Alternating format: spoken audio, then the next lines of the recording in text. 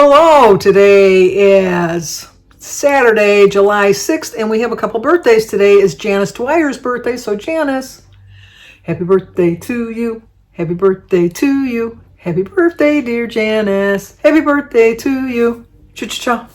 It's also Linda Gibson's birthday. Happy birthday to you.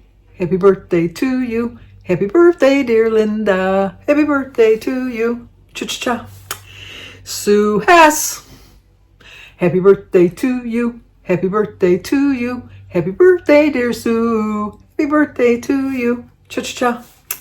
And it's also Evan's birthday. So Evan, happy birthday to you. Happy birthday to you. Happy birthday, dear Evan. Happy birthday to you. Cha-cha-cha. Well, I hope you all have a great birthday. But it's also an anniversary today, but I don't know what your first names are, but I know who you are. But Mima and Papa's 50th anniversary is today. So happy anniversary, happy anniversary, happy anniversary, happy anniversary. Happy, happy, happy, happy, happy anniversary. Happy, happy, happy, happy, happy anniversary. Well, I hope you have a great 50th anniversary, and it's a Saturday. I bet you're having a big party today. I still have my windows closed. It's getting a little cooler, but the humidity is still kind of high. But it's supposed to drop down a little bit tonight, so I think by tomorrow morning I'll be able to open my windows and get some fresh air in, at least for a couple days, because then it's going to get hot again. It's summertime. It's summertime, summertime, summertime, summertime, summertime, summertime, summertime, summertime, summertime, summertime. I love that song. Anyway, like I said, it's summertime. And then Kyle texted me early this morning. Not early for anybody in a normal world, but for me, early. He texted me at 9 o'clock, and he said he was going to come over and finish the touch-ups. And he was here for about 2 hours, and he did a fairly good job. I mean, it could have been better, but, it's not bad. It's not bad. I'll say that. He did fix all of his mistakes. And we had a long conversation, and he apologized once again for all the mix-up, and he wasn't trying to make excuses, just stating facts and all that good stuff. And so, I gave him the rest of his money, the one that we agreed on, the $500 that we agreed on. I know a lot of people say I shouldn't have given it to him, but he's a young guy. He's just starting out a business. You're going to make mistakes when you're starting out a business. And like I said, I've had him last summer, and in the winter, I've hired him three times previous to this, and I've never had an issue.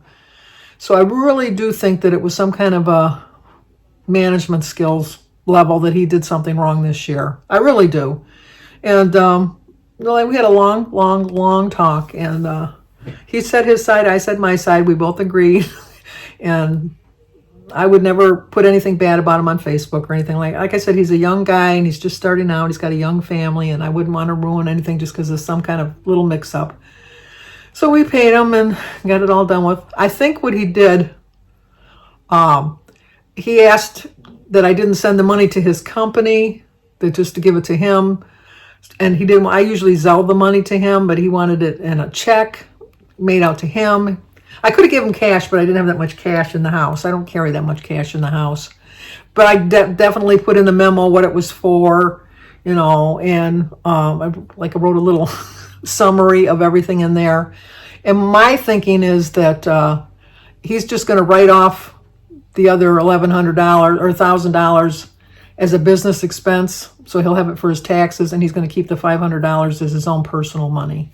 I don't really care. I told him I was going to pay him this amount of money anyhow, so it doesn't matter. I lived up to my end of the bargain, and what he does with the money is up to him. But I have proof if he comes back and says I never paid him for the job. I never had a written contract other than our text back and forth, and I have my text proving that I only owed him $500. And like I said, on the memo thing, I did put that it was for the completion of the deck and the agreement and blah, blah, blah, and all that. So, and I still have his text messages as my proof. I delete my phone messages unless they're important. But my text messages, I have threads going back from when I first got the phone. I mean, I know that's a lot of data to hold on to my phone, but if I ever need anything, I can go back and find it. That's my thought. And then later this afternoon, I'm going to go pick up Mary and the dog and bring them to the vet. because Toots needs some shots and gas to get. Toots is the name of her dog, Tootsie, and which was Jim's aunt's name, Mary. Her real name was Mary, but everybody called her Toots, and I don't know why. They just always called her Tootsie. So she was always Aunt Tootsie ever since I met her when I was 16. She's passed since then, but I mean, that's all I ever knew her as is Tootsie. But so, everybody has nicknames. I give people nicknames, so I understand that. So I'm going to bring him there, and then we're going to go to Bertie and Ron's, because Ron, like I told you, Ron's surgery was postponed. I don't know when it's going to be now, but we're going to go to Bertie's house tonight to play cards. And yeah, that's about it.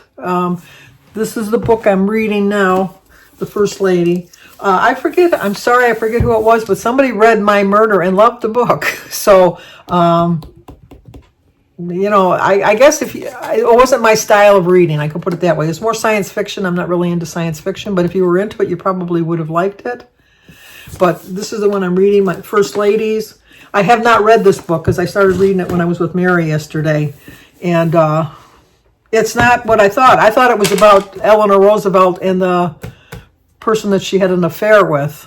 But it's not. It's about her and a black woman that was a doctor, not like a medical doctor, but she got a doctor through, like PhD, and how they came to change women's rights and things like that. Yeah, and back in the 30s. So I'm finding it very interesting, and I do like it. And when I was there in the waiting room, waiting for Mary to go back for her infusion, there was a man in there, and we got talking, and he told me that I should read The First Frost.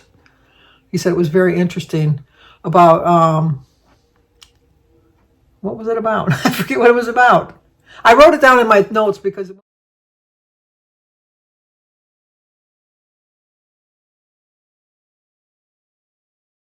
when he was explaining it, it was set in New England, like back in the 1700s. And it was about childbirth, I think he said. But it sounded interesting.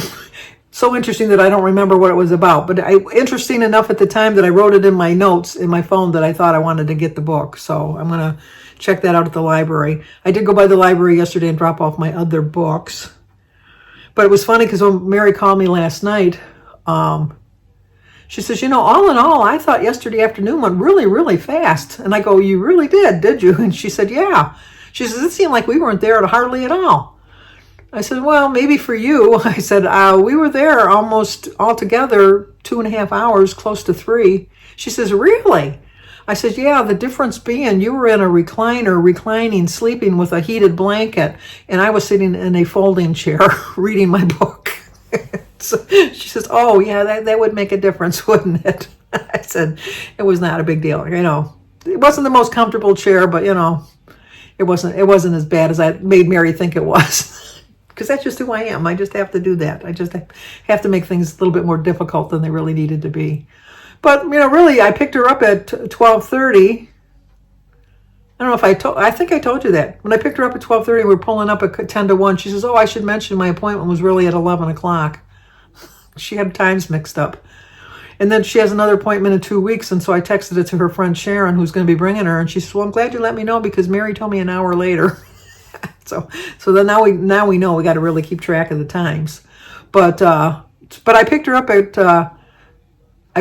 like I said about quarter after 12. I take that back, quarter after 12, and I got back to my house at about 10 to 5. So it was a long day. I don't have a problem. I'm not complaining about it. It's just it was just that's not something I'm used to. I'm used to just kind of like sitting around. So I kind of like that I'm being busy because it's keeping me on track as far as eating goes. And I really do have a high hope of losing my pound this week, because I told you that's my goal for the summer is a pound a week, and I really do think I'm going to lose my pound. I really do. So when I get back from the vet, I should have enough time to watch a couple videos. I'm going to bring my book. I'm going to read that while I'm in the waiting room while the dog gets taken care of. And yeah, that's going to be it. So yeah. So let's talk again tomorrow. I hope to see you then.